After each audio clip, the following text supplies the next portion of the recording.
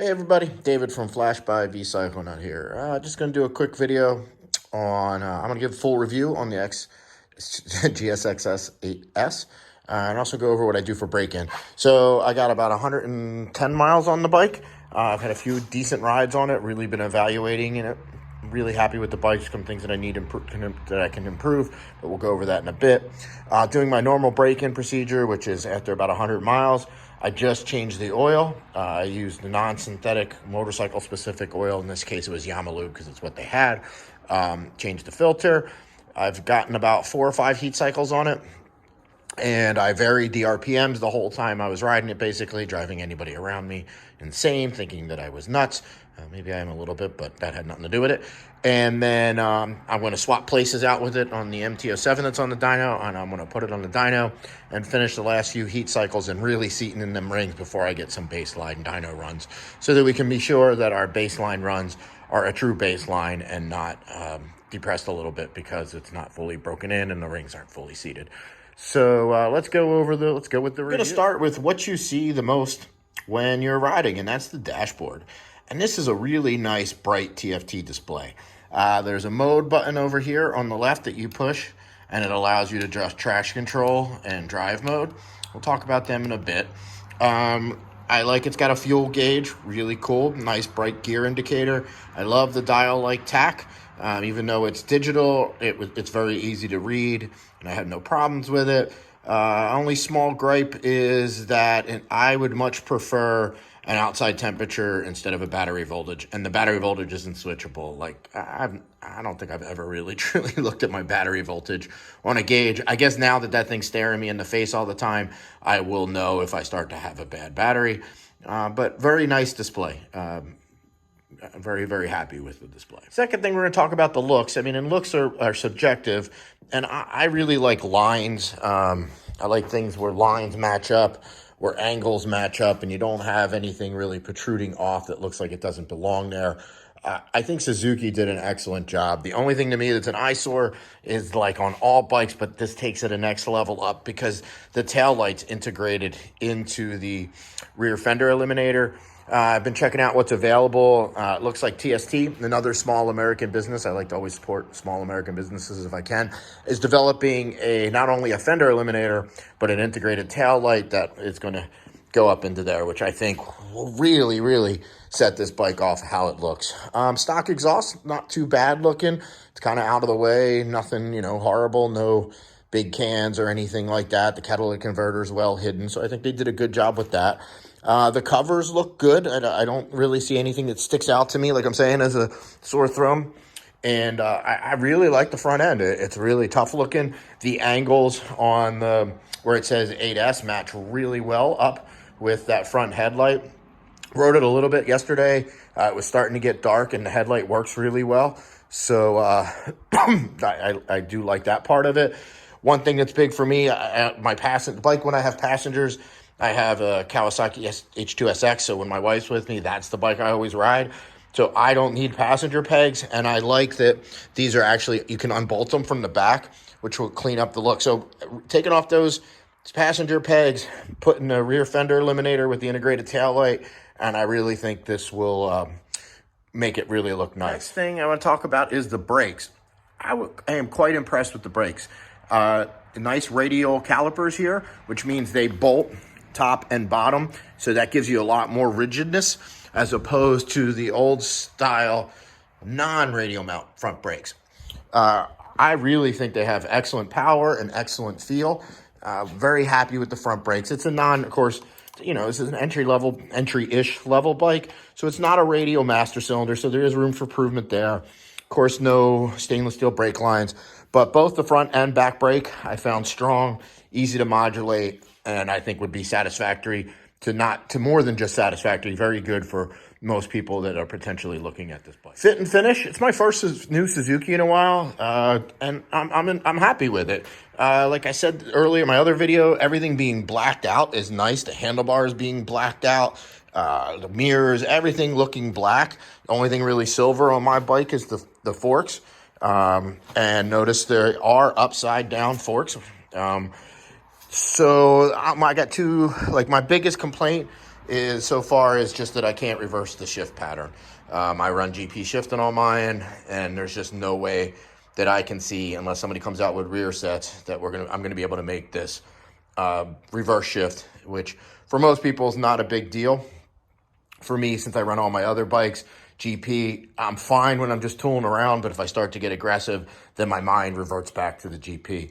Another nice feature on this is this rear subframe is bolt-on. Like, again, it seems like a minor thing to most people, but if you crash the bike and your subframe is welded on, then if that subframe gets bent, basically the bike's totaled, because they consider it frame bent, because the only way to replace it is the whole frame. My Kawasaki ZX-4RR, which is a track bike, has a welded on subframe, rear subframe, which really one of the big nitpicks with that bike. But nice job, Suzuki, with that. The other thing, it came with, I was able to install the rear stand holders, the bobbits or whatever you want to call it. Nothing else to add. There was a place there to add them. And you would think every bike would have them, but they don't. Next, let's talk about the suspension. And again, this is an entry-ish level $9,000 motorcycle. I would like at least some suspension adjustment. It's a bit disappointing. There is none. I'm around 180 pounds currently. I found the suspension adequate for normal riding. I wasn't able to really go hard on it, but the couple of corners that I was able to put some forces into it, I did find it moved around a lot, not surprisingly, kind of pogo-y, and it is harsh over harsh at square edge bumps. Again, I realize it's the category it's in, but if I'm doing a full review, I would like to at least have preload adjustable on my suspension, and I don't. One thing that's nice is, like I was saying earlier, they are upside down forks where, if you don't know what that means, it means that where the clamps grab the forks, it's the larger end of it. Conventional forks, like on the MT-07, you can see that the larger end is at the bottom. And what this does is this adds some rigidity. It adds some rigidity. So that will help if you wanted to. Hopefully somebody will make some cartridge internals on the forks and shock upgrade. If you're going to ride the GS hard, you're definitely going to want to upgrade the suspension. Next, let's talk about this 776cc lump there engine. It's a parallel twin. It means both cylinders are side by side. Very much similar to the MT-07, which is just a smaller motor. Obviously, this is direct competition to the MT-07. Really, really like the motor. Really anxious to see the improvements that I can make with tuning. I'll go over that a little bit later when I talk about the mapping.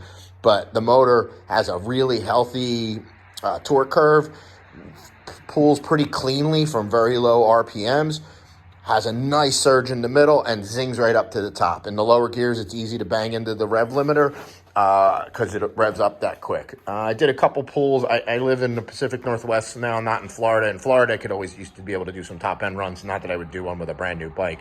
But here, I really can't, so I can't comment on the top speed. I can say that it pulled up over 100 pretty quickly. Like, it's a non-fairing bike, right? A naked bike. I was pretty comfortable on the highway till about 80, and then I really started to feel the wind blast from it. So, very nice motor, no problems cruising at highway speeds, as it shouldn't, and plenty of power. I think Suzuki has made a jewel with this motor. Talk about the ergonomics. I found the seat to be comfortable. I never did more than 70 miles or 65 miles, so not enough miles to really say, oh, great, really comfortable, but I didn't have any complaints of the seats. Every motorcycle that's out, if you go on forums, people complain about the stock seat. I'm not sure what people expect, but I found it to be quite comfortable. The seating position is quite neutral. I found the pegs to be in a good location. I really instantly felt comfortable on the bike as soon as I got on it and pulled out of the driveway. Didn't really have to make any adjustments as far as getting used to things. Another thing I like, I usually like to lower my bar some to get more weight over the front end, and there's actually room on this bike to do it. Unlike on a lot of other bikes where the fairing panels and stuff, or the tank panels and stuff can get in the way if you tried to put on bars. Here it'd be very simple. You could just buy a different bend for the bars. I'm not sure what people are putting on them, but you could get bars that were more flat or whatever suits you. You could actually get bars that were a little higher, but I found the position very good. I felt like I had an adequate weight over the front end, but it was still relatively upright and comfortable. I feel like I could ride this bike all day long, barring it being on a highway, but just that I felt very comfortable. All right, let's get to the electronics package on it. So for an entry-ish level bike, it really does. Suzuki has stepped up the game in this category. It's fly-by-wire, so that means it's an electronically controlled throttle, which you might think, well, why would I want that? But one of the big things that it allows us to do is have the auto blipper quick shifter. Really a nice feature on a bike. At this point, almost every bike I own has one. When I ride a bike without one, I do miss it. I know some people are against them. I don't get that. I enjoy using them. For me, it doesn't take away from the experience. It allows me to focus more on other things that I enjoy more than shifting. The fly-by-wire settings, I'm going to go over mapping in a second, but it allows us to do things with different power modes. When non-fly-by-wire bikes, when you have power modes, it's kind of iffy, like what really doesn't do much. But you'll see on here, we have both traction control and we have SDMS is basically a power mode. So, and we have 3 levels of traction control and off, which is nice. And then we have A, B, and C for throttle modes, A being the most aggressive and C the least aggressive. It does not have one of those 1000-axis IMUs that allow the bike to know whether it's wheeling, leaned over, and all that. And because of that, it makes the traction control pretty useless to me. One of the things on this kind of category bike that I like to wheelie, I'm not a big wheelie, like stand them up 12 o'clock and ride them out for miles. But when I come off of stop signs or when I'm, certain areas off, I like to, do a wheelie. With traction control on, even in 1, which is the least obtrusive mode, it would just bring the front wheel down immediately. I played with the traction control on a gravel road. Traction mode 3 kept it from spinning at all. I could grab a handful of throttle in gravel and it didn't spin at all. In 1, it allowed a little bit of spin and it still accelerated pretty aggressively. So traction control, as far as for traction control, really good. As far as for integrating the wheelie control, for me now, it's going to make the traction control useless because I'm going to ride around with traction control off so that I can wheelie. Speaking of wheelies, I guess this kind of correlates into the mapping. So like I said, there's 3 power modes. There's A, B, and C. So like I said, it's an electronic throttle. So one of the things I'm going to adjust in the Flash is those different throttle maps. For me, so there's not enough difference between A and B. And none of them, even A, the most aggressive one, is not snappy enough at all off the bottom. When I look at the throttle maps in the ECU, it literally, you're turning your wrist about 10% until you, or 5%, I'm sorry, to get 1% throttle opening.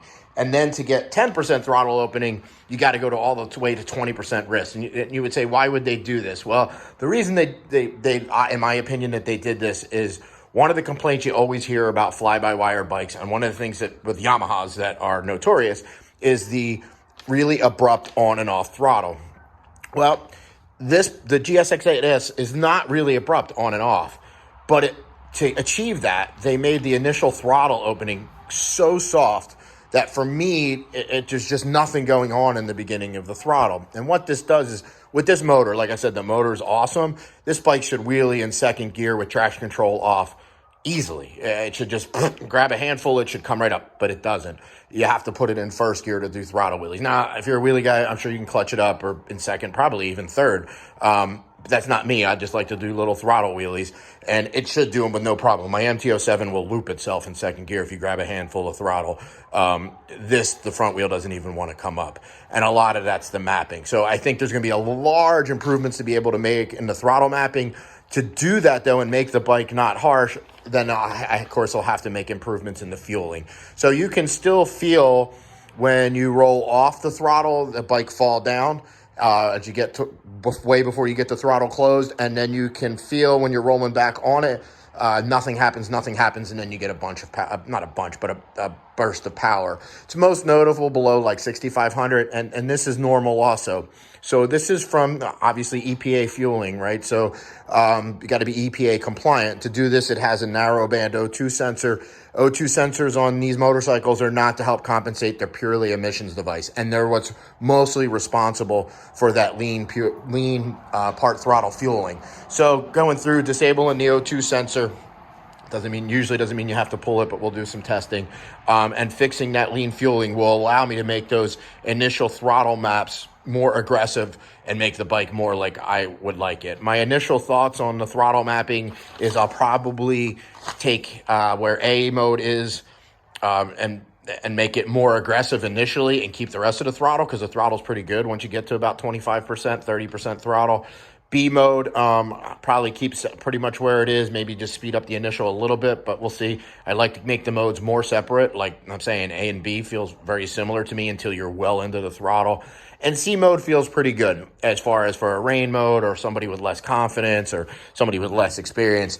It's really nice and soft all the way through, but still makes almost full peak power at 100% throttle, which bravo Suzuki. I'm big on that. I never understand limiting horsepower, especially on a bike with traction control.